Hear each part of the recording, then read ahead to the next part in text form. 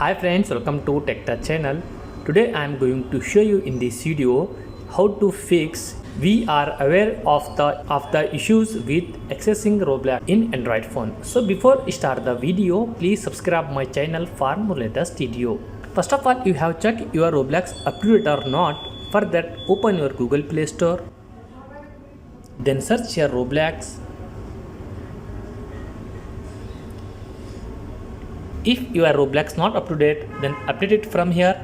Press on update, wait for completion.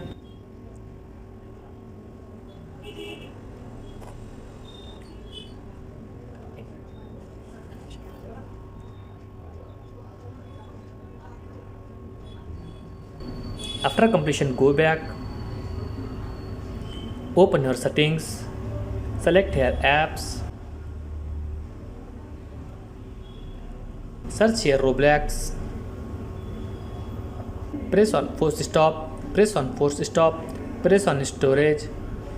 Before clearing the data, read this sentence: this app data will be permanently deleted.